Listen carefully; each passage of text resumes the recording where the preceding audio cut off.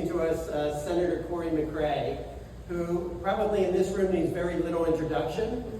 But Senator McCray, he represents East Baltimore, but he loves all of Baltimore.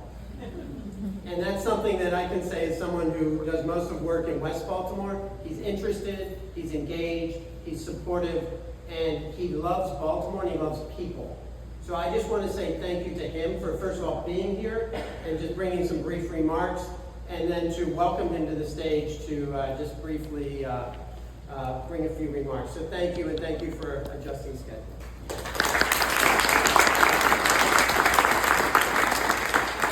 How's everybody doing? Good. How's everybody doing? Great. All right, first just want to say thank you. Because Carrie, when I look in this room, I see the doers. I see the people that's actually doing the work, making sure that our job is so much easier. And Bree, and Jenny, and Megan, so many people in here, Miss Sonia, that's doing the work. I cannot thank you enough. As Dan has stated, if I can tell you a little bit about myself, I'm Cory McCray. I'm born and raised in this city.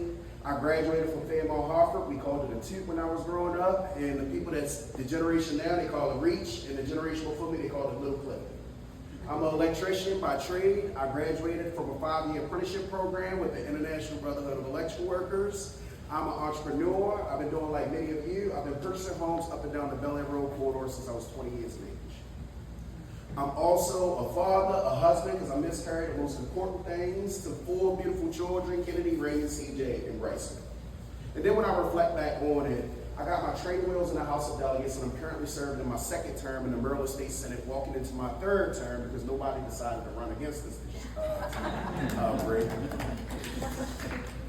So when I think about just how my city has poured into me and what we owe our city, I think about the work that's actually taking place. And as Dan has stated, I not only love East Baltimore, I not only love Northeast Baltimore, but I love the city of Baltimore. I love the city of Baltimore. I sit on the Budget and Taxation Committee. I'm one of 13 members chopping up a $60+ billion budget. I'm gonna repeat that one more time, Megan. A $60+ billion budget, and let me tell y'all, I am having fun. I'm having fun because when I think about the pieces of policy, we passed over 100 pieces of policy, but I tell folks, because my folks like tangibles, they like things that they can actually see and touch with. Sonia, I asked them the question, Jenny, have you been to Green Mountain Chase in a while? And when they say, have they been to Green Mountain Chase in a while, they can see that new library, they can see the new housing that's right there. I then asked them the question, have you been to the 700 block of Murray Street? Have you been to the 400 block of East Middle Street? Have you been in the 4x4, David? I know I see you there, so I want to say thank you for that, but have you been in the 4x4 in a number of days? And you can see that our neighborhoods are consistently shifting. And why are they shifting? Why are they shifting? Because we're being very intentional as the state of Maryland about thinking not just how do you rent something, but how do you own something? How do you have legacy? How do you pass that generation, and hopefully that generation pass on something to their children? And I think about just the incentives that's coming to our neighborhoods. And I think about like tough neighborhoods like the one we worked in, Dave. I looked at us in the 4x4 for about 5 years. 5 years because we had to build systems. The system was entirely broken. Working through the in-rem process, working through the receivership process, making sure we had the appropriate developers to be able to work with. And I think back and I reflect back on that 5 years, thinking about who those partners are. Habitat for Humanity, St. Ambrose, a strong foundation. We weren't just building up the ones that already existed. I think about people like Marcus Walker. I think about people like Victor and Bree. I pay attention to the budget. I pay attention to budget, so I pay attention to organizations like Parity and the great work that's actually happening and taking place. So Dave, you told me I only had like 2 minutes.